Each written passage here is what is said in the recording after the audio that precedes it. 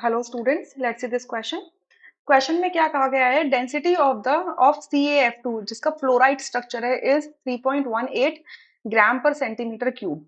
The length of the side of the unit cell is. आपको unit cell की जो sides हैं उसकी लेंथ निकालनी है। ठीक है, अब सबसे पहले ये लिख लीजिए कि डेंसिटी गिवन है। डेंसिटी कितनी है?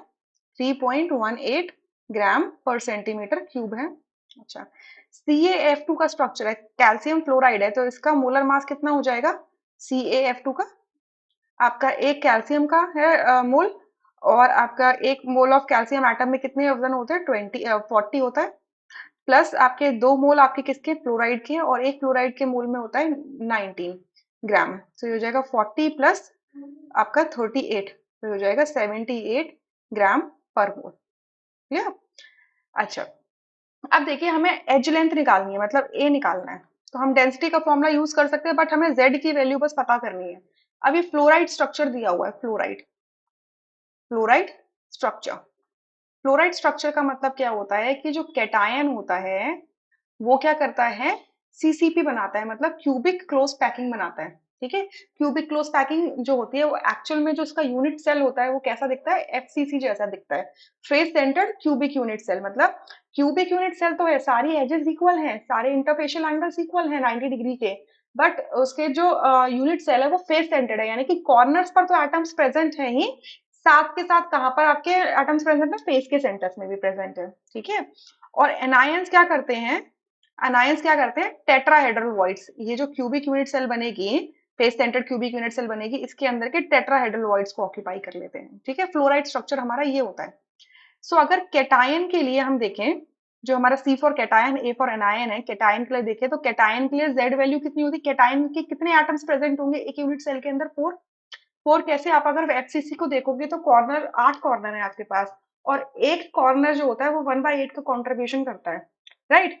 और प्लस आपके 6 फेसेस होते हैं, और एक फेस पे आपके एटम का कॉन्ट्रीब्यूशन कितना होता है एक यूनिट सेल के लिए? 1/2 का होता है। सो 1/2 multiply 6 that is 3, and that is 8 into 1/8 that is 1। So 1 plus 3 कितना हो जाता है? 4। तो आपके एफसीसी के अंदर अगर 4 एटम प्रेजेंट है एक यूनिट सेल के अंदर, तो टेट्राहेड्रल वॉइड कितने होते हैं? उन एटम्स के डबल होते हैं, यानी कि 8 होंगे। यानी कि आपके 4 कैटायन पर 8 एनायन होंगे, यानी कि 4 Ca पॉजिटिव होंगे, तो आपके 8 F नेगेटिव होंगे। यानी कि मैं इसको क्या बोलूं कि आपकी 4 CaF2 की यूनिट्स होंगे, 4 CaF2 मॉलिक्यूल प्रेजेंट होंगे, राइट? यानी कि आपकी एक यूनिट सेल के अंदर कितने मॉलिक्यूल्स होंगे CaF2 के? 4 होंगे। तो जेड वैल्यू क्या आ जाएगी? 4। जेड क्या होते हैं? नंबर ऑफ पार्टिकल्स होते हैं ना, टोटल नंबर ऑफ पार्टिकल्स। तो अगर मुझे डेंसिटी के साथ इस फॉर्मूला को रिलेट करना है, तो इस फ्लोराइड स्ट्रक्चर के अंदर जो ये फ्लोराइड स्ट्रक्चर बनेगा, इसके अंदर ये F2 एक पार्टिकल की तरह बिहेव करेगा। अब इस पार्टिकल के कितने कितने पार्टिकल्स प्रेजेंट है, कितने मॉलिक्यूल्स प्रेजेंट है इस फ्लोराइड स्ट्रक्चर के अंदर? 4 बोल सकते हैं हम। ठीक है, तो इस फ्लोराइड स्ट्रक्चर की डेंसिटी ये दी है। हम अकेले कैटायन या एनायन को लेके नहीं चल सकते, क्योंकि डेंसिटी पूरे CaF2 की आई है। तो आपके ये जो CaF2 आए हैं, मतलब 4 मॉलिक्यूल आपके बनाते हैं एक साथ, जब होते हैं तो एक यूनिट सेल बनाते हैं। ठीक है, उसको फिर बोलेंगे हम एक यूनिट सेल बना रहे हैं। क्लियर? सो अब यहाँ से हम फॉर्मूला लगा देते हैं। फॉर्मूला हमारा क्या है? हमारा फॉर्मूला हमारा क्या होता है? D is equals to Z M upon A cube N A होता है। एवोगैड्रो कांस्टेंट है एन ए। ठीक है, तो ए क्यूब क्या हो जाएगा आपका? Z M upon D into N A. ठीक है, अब वैल्यू पुट करो सबकी। जेड की वैल्यू हमारी कितनी है? 4। एम की वैल्यू कितनी आई है? 78 ग्राम पर मोल। या डी की वैल्यू कितनी आई है? 3.18 ग्राम पर centimetre cube. And N A की वैल्यू कितनी होती है?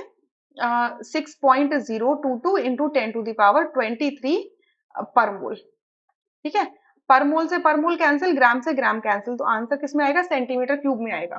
तो चलो इसको पहले सॉल्व करो। तो ये आपका कितना हो जाएगा? 4 मल्टीप्लाई 78, इसको हम डिवाइड करेंगे किससे?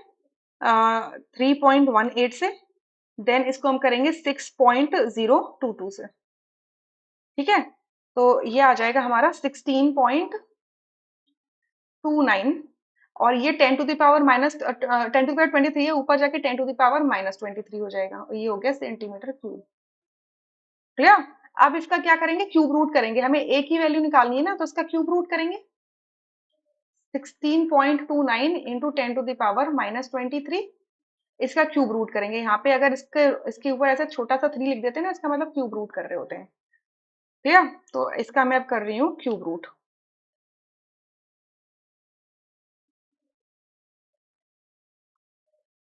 तो इसका क्यूब रूट करेंगे तो ये आ जाता है आपका, ये आएगा,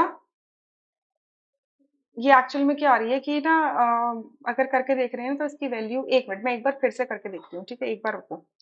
4 × 78 मल्टीप्लाई 10 टू द पावर -23, ठीक है, इसको हमने किया डिवाइड 3.18 मल्टीप्लाई 6 मतलब सॉरी 6.022 से, और फिर इसका क्या कर दिया, क्यूब रूट कर दिया।